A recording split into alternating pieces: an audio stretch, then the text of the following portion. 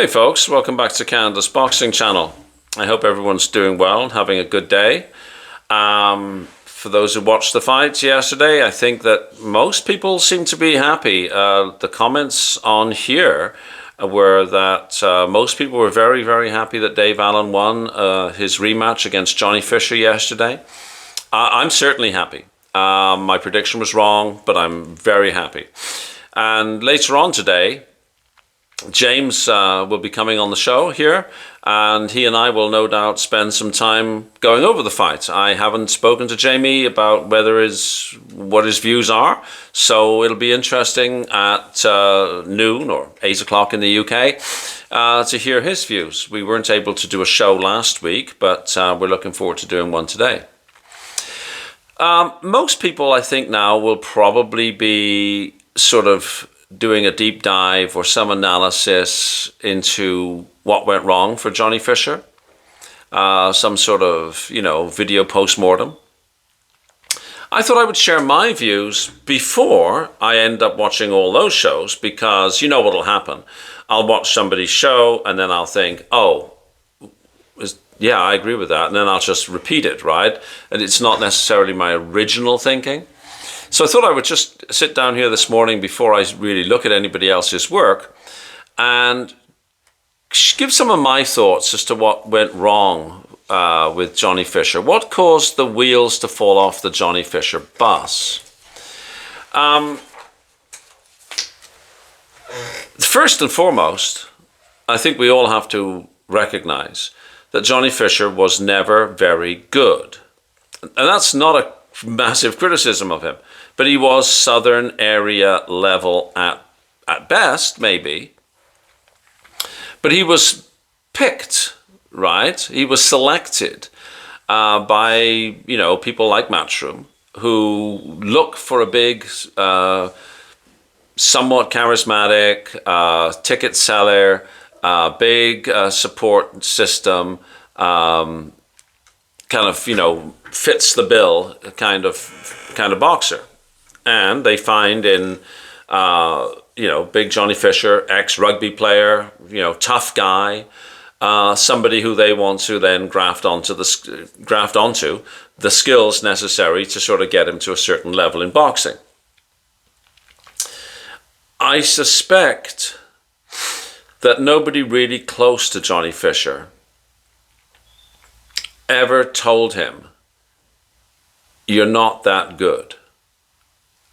I suspect that someone like Mark Tibbs would absolutely know that Johnny Fischer is just not that good. But once the hype train is powered up, you tend to sort of stay on the tracks, right?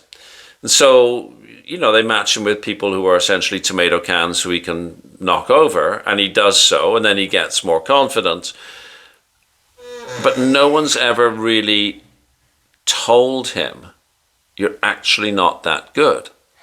And he's probably never been flogged in the gym. He's never gone life and death in sparring in the gym.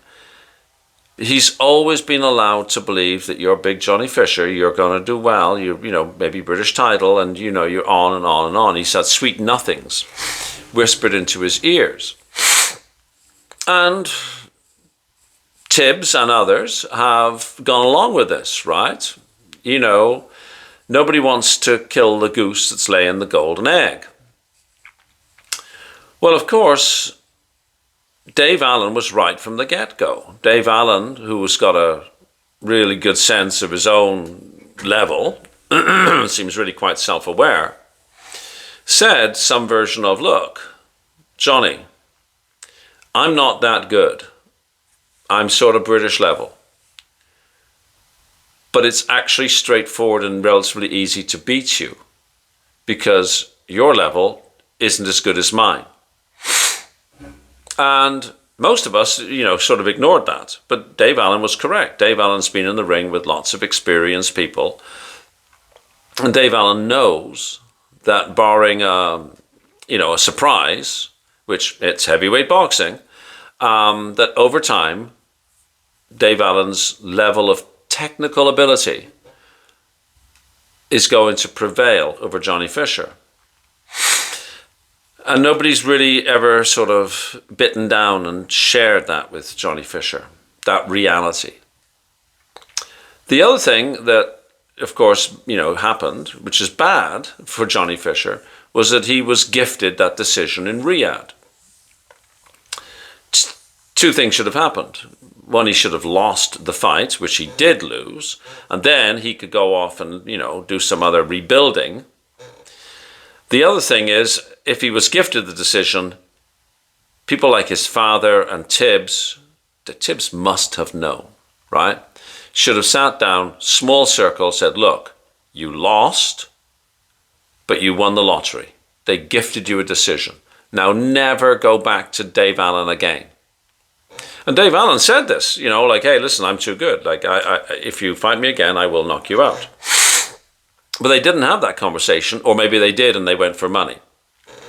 But the point being that Johnny Fischer never really, in my view, accepted the fact that he was beat. And therefore, he had to come up with an entirely different plan if he was to prevail next time round.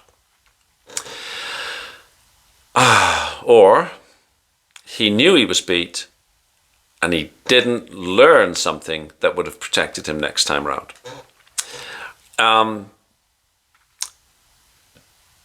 The other thing was that in and about round 3 or round 4, even though Johnny Fischer was winning rounds, he was losing the fight, if that makes sense. He wasn't able to keep Dave Allen off him, and he looked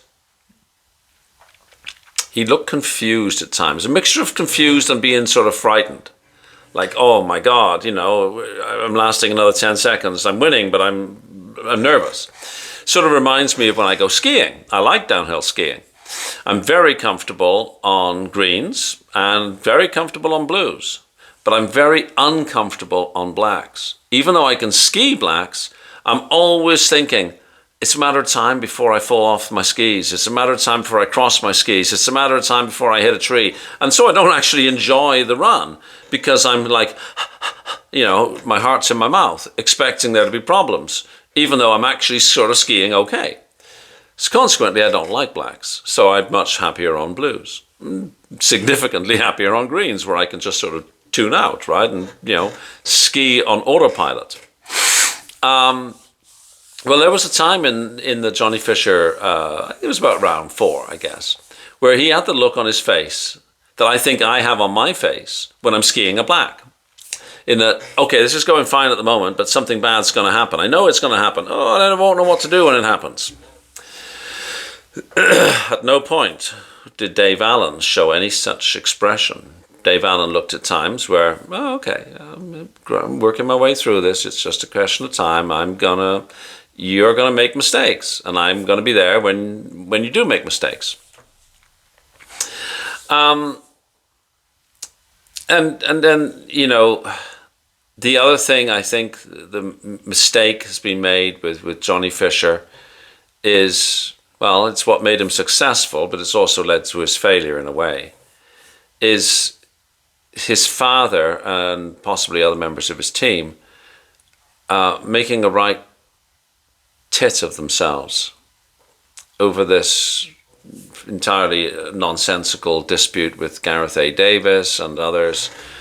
I mean, it would have been simply better if the father, he of much skin, had just maintained a low profile. Like if everybody just accepted, we were lucky in Riyadh, and just quietly gone away. But this constant prodding of the press, I mean, I think that reduced the amount of sympathy that people were having for Johnny Fischer. And I think that's going to make this fall significantly more bouncy and less pleasant.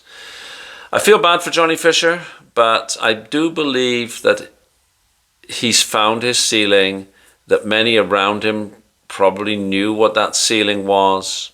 They never really addressed it. And at the end of the piece, he's been found out.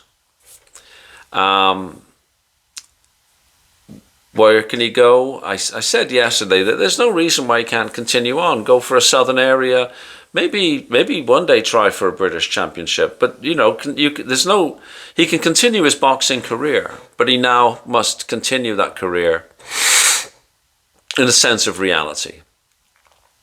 I'm not that good. If all my dreams come true, I might one day be able to challenge for the British title. No small feat, you know, but I'm really more like a southern area guy, and I really should understand that this is where my boxing career is. And if he can do that and be happy with that, there's no reason why he can't have a good career. If he wants to be world level and he's listened to all the talk in his ear that's gone on for the past couple of years, then he should probably say, you know what, I've got a decent degree from Exeter University. I'm going to go back. I'm going to do a professional level degree. I'm going to take my career somewhere totally different. And this was a lot of fun, but that fun has now come to an end. As for Dave Allen, I'd like to see Dave Allen challenge David Adelaide for the British title. I'd love to see him win the British title, and I'd love to see him defend it successfully once or possibly twice. And then I'd like to see him retire and live happily ever after. That's what I would like to see.